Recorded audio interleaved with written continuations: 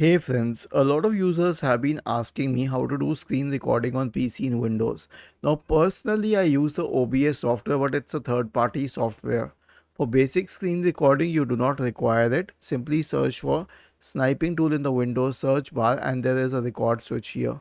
Okay, use it and then you can simply click on new and you can start a new recording. You can select the area which has to be recorded.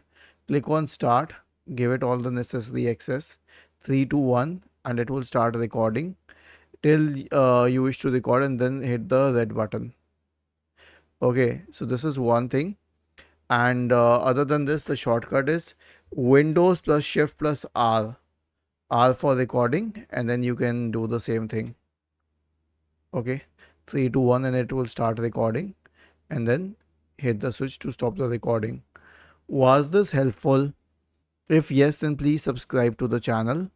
If not, then let us know in the comment section of the video on how we could help you further. Thank you for watching this video and have a nice day.